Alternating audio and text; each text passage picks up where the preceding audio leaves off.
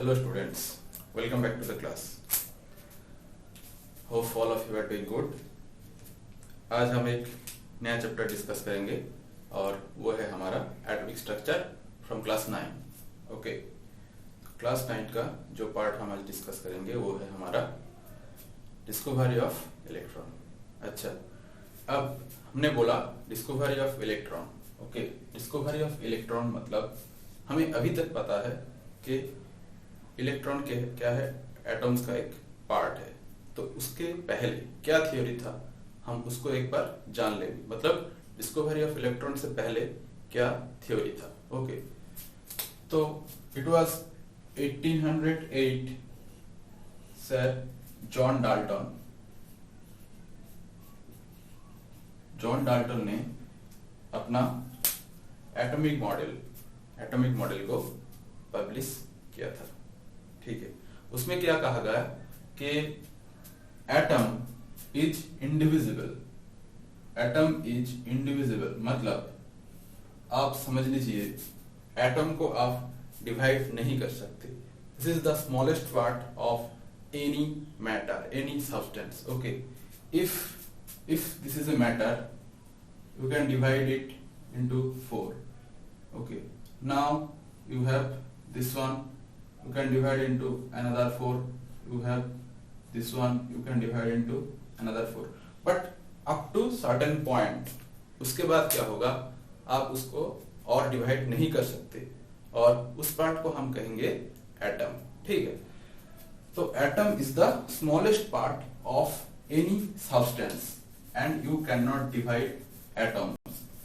Okay, this was the conclusion, one of the conclusion of Dalton's atomic theory. क्या है? Atom is the smallest part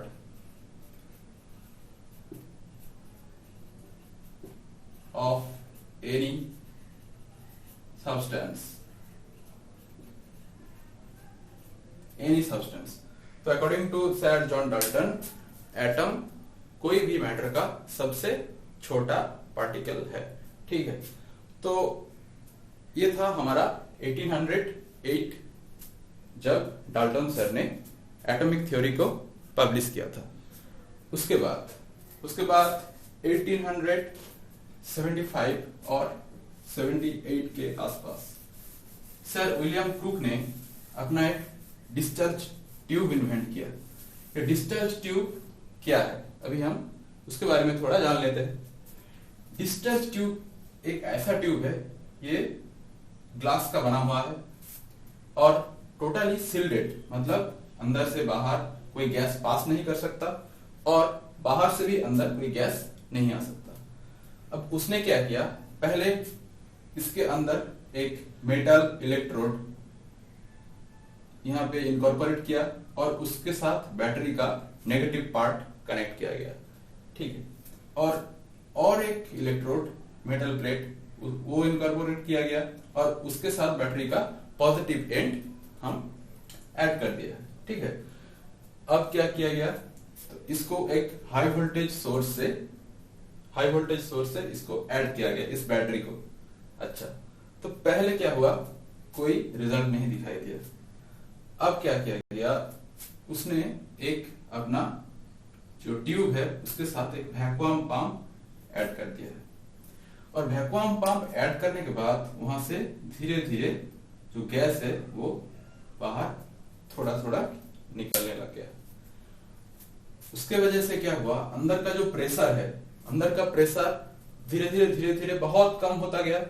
अब pressure का एक value आया 0.001 millimetre के आसपास, 1 मिलीमीटर Hg, इसके आसपास एक प्रेशर का वैल्यू आया. ठीक है, और उसने अपना जो वोल्टेज सोर्स है उसका वैल्यू कई हजार कर दिए. मतलब आप समझ लीजिए अराउंड 5000 वोल्ट. ठीक है, 5000 volt, 10,000 volt, what ever it may be, but the value is high.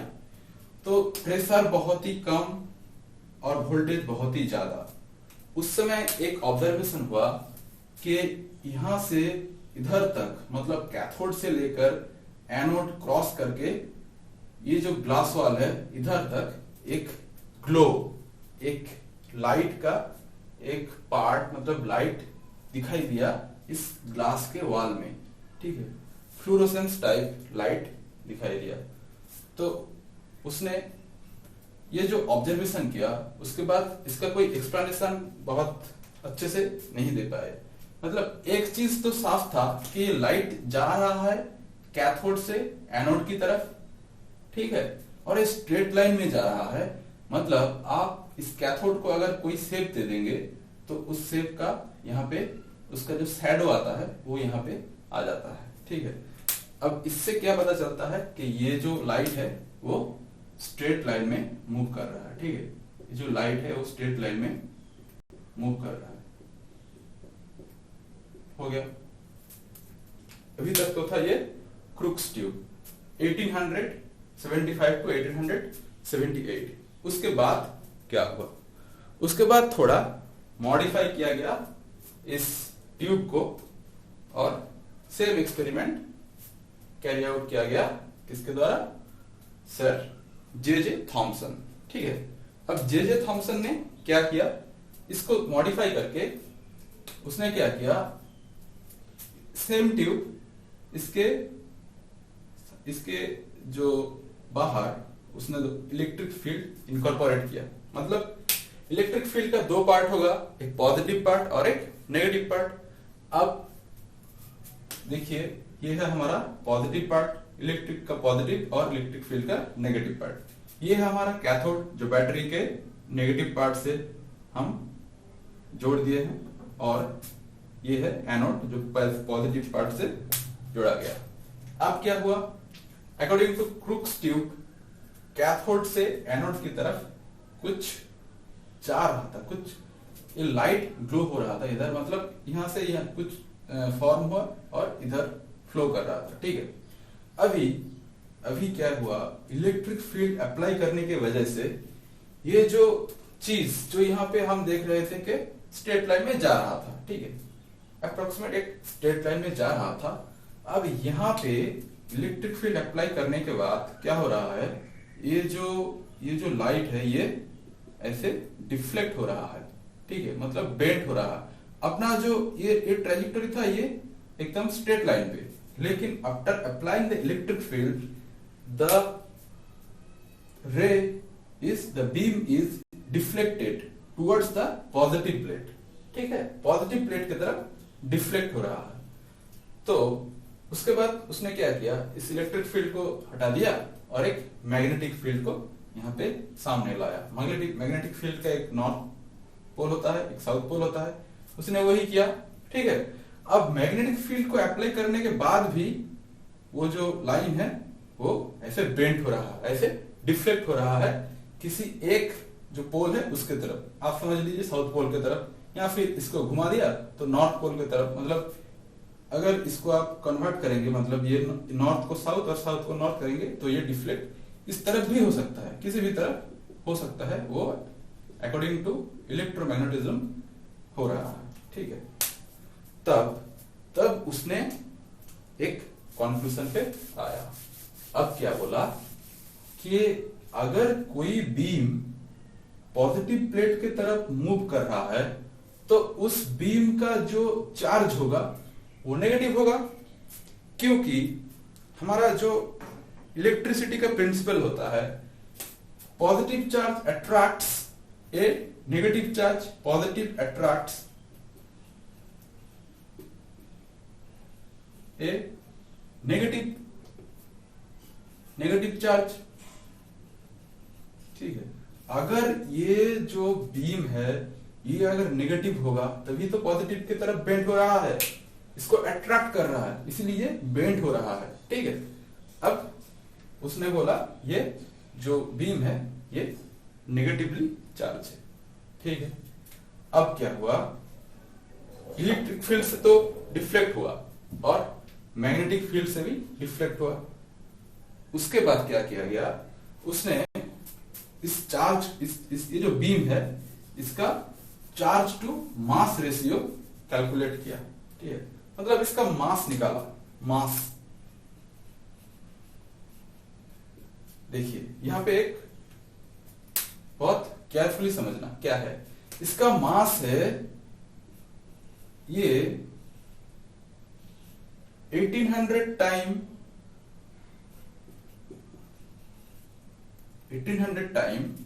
lighter than hydrogen. ठीक है, ये जो मास है ये हाइड्रोजन के बहुत छोटे हैं। अब अभी तक हमने जो समझा कि हाइड्रोजन ही सबसे छोटा एलिमेंट था। Hydrogen is the smallest element,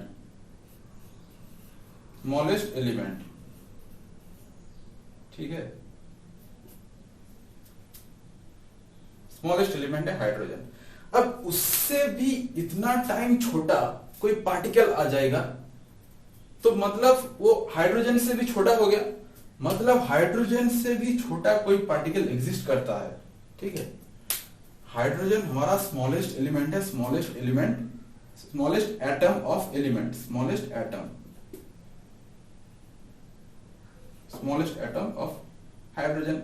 okay, तो सबसे छोटे से भी छोटा एक पार्टिकल निकल के आया, तो अब हम बोल सकते कि हाइड्रोजन से भी छोटा कोई एलिमेंट है, और वो कोई एलिमेंट होगा, वो हाइड्रोजन तो नहीं होगा, उससे छोटा मतलब हाइड्रोजन को अगर स्प्लिट करेंगे, अगर उसको अब डिवाइड कर देंगे तो उससे ये आ सकता है। ठीक है, तब बोला गया कि हाँ, कि जो डाल्टन ने कहा था कि smallest part of any substance is called atom, और एटम को आप डिवाइड नहीं कर सकते, वो रॉन्ग प्रूफ हुआ। तो एटम को डिवाइड किया जा सकता है, और पहला जो पार्टिकल आता है एटम को डिवाइड करने पर वो है हमारा इलेक्ट्रॉन। ठीक है, अब यहां पे जे थॉमसन का जो कंक्लूजन था वो 2-4 कंक्लूजन हम जान लेते हैं इस थ्योरी के ऊपर। जे थॉमसन ने कहा कि ये कैथोड रे है, ये नेगेटिवली चार्ज है, नेगेटिवली चार्ज्ड। ठीक है, 1000 times lighter than 1000 time lighter मतलब हल्का है, 1000 time lighter than hydrogen atom. ये जो है हाइड्रोजन से भी बहुत छोटा इसका मास बहुत कम है हाइड्रोजन से भी। ठीक है, अब ये क्या कर रहा है, it can ionise gases,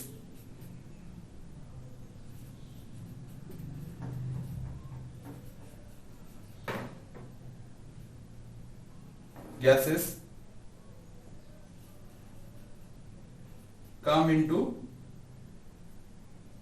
its path। देखिए इस बात को समझ लीजिए, इट कैन आयोनाइज गैसेस मतलब ये अगर नेगेटिवली चार्ज पार्टिकल होगा, इसका अगर एक चार्ज है, ठीक है, तो क्या ये अगर कोई गैस का एटम आएगा, कोई गैस का मॉलिक्यूल आएगा, H इसके साथ इलेक्ट्रॉन, समझ लीजिए कोई नेगेटिव आ रहा है तो उसको H माइनस में कन्वर्ट कर सकता है। ठीक है, तो ये जो पार्टिकल है ये चार्ज पार्टिकल है, और इसके सामने जो गैसियस मॉलिक्यूल आएगा तो उसको एक आयोनाइज कर सकता है नेगेटिव चार्ज में। ठीक है, अच्छा, और एक चीज है ये क्या कर सकता है, अगर आप किसी मेटल प्लेट को आप इसके पाथ में रख देंगे, इसके पाथ में एक मेटल प्लेट रख देंगे तो मेटल प्लेट हीटेड ऑफ हो जाएगा। ठीक है, मेटल प्लेट हीटेड ऑफ हो जाएगा मतलब ये जो रे आ रहा है इसका जो स्पीड है ये लाइट के आसपास है, बहुत ही बढ़िया स्पीड है, और ये मेटल प्लेट में कोलाइड करके ये मेटल प्लेट को हीटेड अप कर देगा। ठीक है, तो यही था इसके जो डिस्कवरी ऑफ इलेक्ट्रॉन था और उसका जो कंक्लूजन था। ये सारे कंक्लूजन के पार्ट नेगेटिवली चार्ज्ड है और ये 1000 time lighter than hydrogen atoms है और it can ionise gases and if we kept a metal plate on the path of the ray, the metal plate will be heated up. Okay, तो चलिए आज का lesson यहीं तक था, मिलते हैं अगले क्लास में। Thank you.